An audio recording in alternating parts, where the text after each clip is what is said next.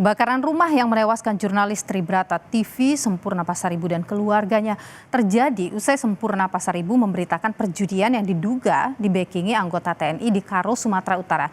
Bagaimana kemudian agar penyelidikan kasus kebakaran rumah Sempurna Pasaribu terang benderang dan tidak menjadi simpang siur? Sudah akan kita bahas, saudara, sore hari ini bersama dengan psikolog forensik Reza Indragiri Amriel. Selamat sore, Bung Reza. Selamat sore Mbak Nilu. Ya, Bung Reza, kalau kita lihat melihat dari rentetan peristiwa, fakta yang saat ini muncul, yaitu kita lihat ada pemberitaan atau berita yang dibuat oleh korban Sempurna ini terkait dengan judi yang dibackingi oleh aparat. Kemudian rentetan peristiwa selanjutnya ada peristiwa kebakaran, kemudian menewaskan dirinya, menyebabkan ada banyak spekulasi yang muncul begitu. Bagaimana ini harusnya polisi arahnya untuk penyelidikan kasus ini?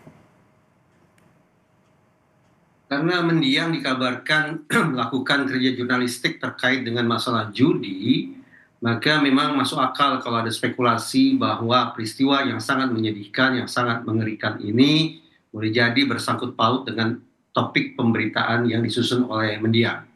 Apalagi ada data yang menunjukkan kematian para jurnalis di luar zona perang memang kebanyakan terjadi atau dialami oleh para jurnalis yang melakukan liputan terkait dengan kasus-kasus pelanggaran hukum yang melibatkan uang dalam jumlah besar, antara lain korupsi.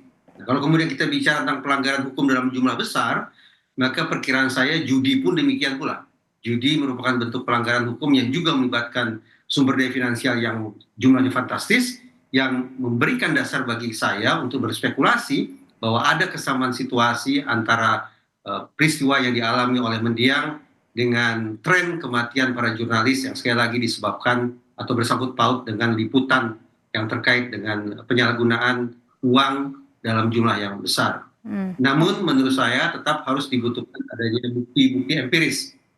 Oleh karena itu, sudah barang tentu otoritas terkait perlu melakukan investigasi termasuk melakukan profiling, baik itu profiling terhadap mendiang dan juga profiling terhadap situasi. Oke, Bung Reza, bagaimana ini membuktikan bahwa peristiwa kebakaran ini memang karena kecelakaan atau memang ada upaya pembunuhan di dalamnya? Tadi saya katakan perlu kiranya dilakukan profiling baik terhadap mendiang, terhadap korban, dan juga terhadap situasi.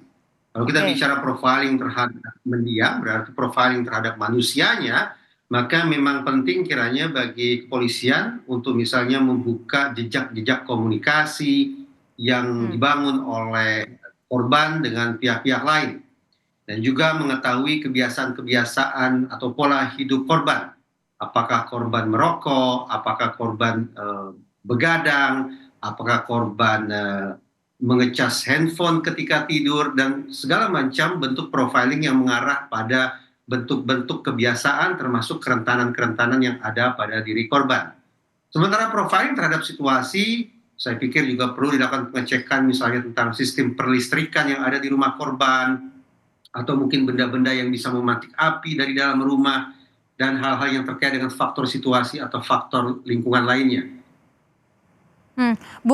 Penegak hukum akan bisa menemukan jejak kira-kira prioritas harus dilakukan. Spekulasi apa yang patut dikedepankan? Apakah ini merupakan kebakaran akibat katakanlah kecelakaan atau justru kebakaran akibat perbuatan sengaja dari pihak-pihak tertentu? Oke, Bung Reza, kalau misalnya ini ditemukan ada unsur kesengajaan, apakah itu bisa langsung kita menyebut bahwa itu adalah pembunuhan berencana? Perkiraan saya demikian.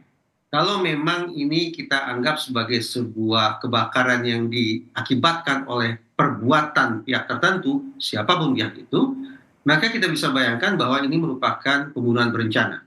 Kalau ini merupakan pembunuhan berencana, maka boleh jadi patut dikesampingkan dugaan bahwa pembunuhan ini dilatar belakangi oleh motif personal. Artinya ada katakanlah alasan-alasan yang sangat pribadi yang menyebabkan pelaku memutuskan untuk kemudian menghabisi nyawa korban.